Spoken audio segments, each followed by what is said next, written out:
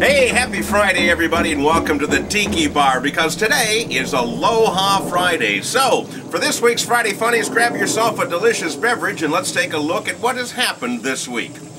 I have always, personally, gone under the investment strategy of buy low, sell high.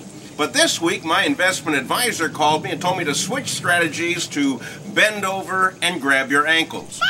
Apparently, the markets are in a bit of a turmoil, and when I say turmoil, I mean sickness-inducing roller coaster ride. The people I feel sorriest for are the people who just retired this week. And so now they're about ready to dip into their 401k and will find themselves SOL, if you get my acronym. Now, until this investment mess settles down, I think that what you should do is put your money someplace safe, preferably in a coffee can buried in my backyard. Why my backyard? Because nobody will think to look for it there. Trust me. And when I say trust me, I mean trust me to make you giggle a couple of times with this week's Friday Funnies. All right, alcohol is involved in our first two stories this week, so I thought it was rather appropriate. First of all, in Waterford, Michigan, police arrested a man who said that his crack habit is what drove him to steal. What did he steal? He stole 247 empty beer cans. That's right, these cans were stacked up in bags outside of a 7-Eleven store, and he stole the empty cans because under Michigan law, you can redeem them for 10 cents apiece, making his total net worth on this heist $24.70. Now, I don't know how much crack costs, but I know that for $24.70, you could just about get yourself 2 cases of beer, which would give you a much longer-lasting buzz, and when you were done, you would get $4.80 cash for the refund. So, use your brains out there next time, people.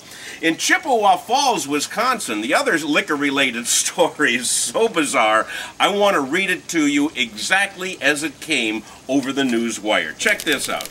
A groom is accused of throwing a knife at his wedding reception and injuring a young man wrapped in duct tape. Where do we start on this one, huh?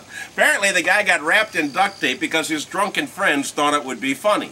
And then they had him all wrapped up, and another guy said, "Hey, you look like a piñata." At which point Matthew Willie, who was the groom at the wedding, said, "Hey, that's a good idea," and he grabbed up a handful of dinner knives and started throwing them at the piñata. Police were finally called when he started screaming, "Death to the chicken dance!" Amazing thing about this story is that last sentence is the only part I made up.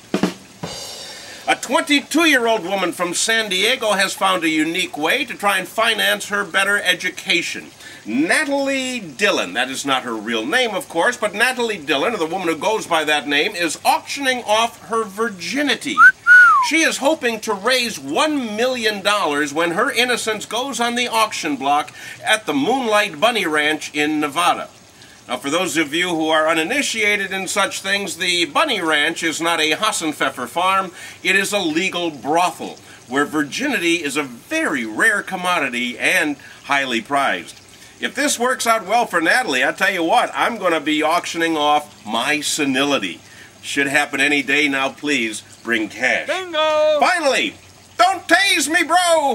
In Tallahassee, Florida, a man walking his dog was tasered by police because he wouldn't do what they asked. What did they ask him to do? They asked him to go and put some clothes on.